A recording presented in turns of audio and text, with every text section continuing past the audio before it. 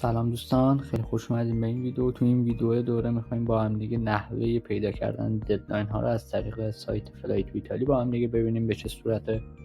ما امسال سعی میکنیم که این صفحه رو مرتبا آپدیت کنیم. البته با استفاده از چیزایی که ترتیب دادیم وبسایت خودش مرتبا آپدیت میشه و دیگه نیازی به این که ما دسته آپدیتش کنیم وجود نداره.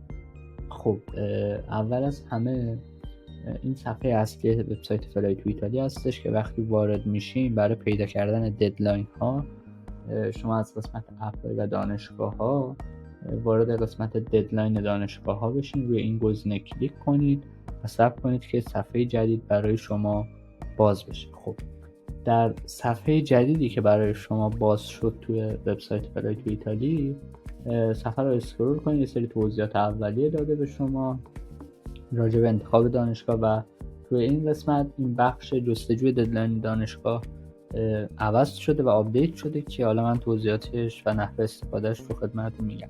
ما توی این قسمت میتونید اسم دانشگاهتون رو وارد کنید. حالا فرضاً من دانشگاه بولونیا رو وارد میکنم و جستجوی ددلاینش رو بزنید. برای شما یه همچین لیستی میاره، میگه دانشگاه بولونیا هنوز اعلام نشده. حالا تا 4 ددلاین رو اینجا نشون میده به شما. اما حالا فرضاً شما اسم دانشگاه رو ناقص نوشتین و دوباره سرچ کنید، میبینید که حالا با یه نسبت تشابهی این رو میاره و نشون میده به شما. علاوه بر این اگر شما اسم دانشگاه رو جوری وارد کردین که اشتباه بود و به شما خطای این رو داد که فرضاً اینجوری وارد کردین و به شما خطا داد که دانشگاه مورد نظر شما یافت نشد و شما میخواین اگه میخواین اسم درست دانشگاه رو پیدا کنید و اینجا بنویسین، شما روی این لیست نمایش، روی این گزینه نمایش لیست دانشگاه کلیک کنید. یک لیستی از دانشگاه ها رو به فارسی اینجا نوشته که شما میتونید اینها رو وارد کنید.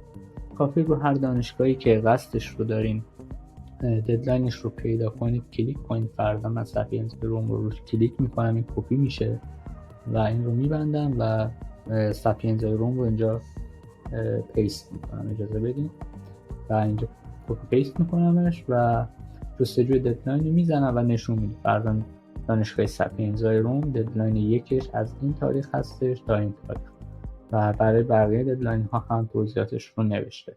اما یه آپشن جدیدی که ما اینجا اضافه کردیم این هستش که فرض رو بر این بگیریم که شما میخوایم بدونید در حال حاضر چه دانشگاه‌هایی باز هستن برای اپلای و این گزینه رو اگه روش کلیک کنید به شما یک لیستی از دانشگاه‌هایی که باز هستن برای اپلای رو نشون میده. حالا این دانشگاه پلی‌تکنیک که میگن اطلاعاتش در حال حاضر که صحبت می‌کنیم هنوز کامل نیست، ولی تا زمانی که شما این ویدیو رو می‌بینید این اطلاعات کامل میشه و بقیه دانشگاه هم اطلاعاتشون کامل هستش.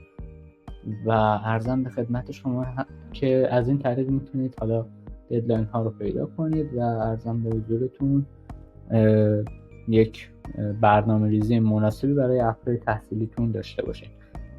خب یکی دیگه از صفحاتی که به زودی طی همین چند روز برای شما آپدیت میشه و مدل جدیدش بارگذاری میشه برای شما، صفحه لیست رشته ها هستش که شما از طریق این پیدا کردن رشته میتونید یک اطلاعات خیلی جامع‌تر از یونیورسیتی رو بهش دسترسی داشته باشین که به زودی از این صفحه و مدل جدیدش هم رونمایی میشه و شما میتونید از اونجا اطلاعات لازم رو کسب کنید.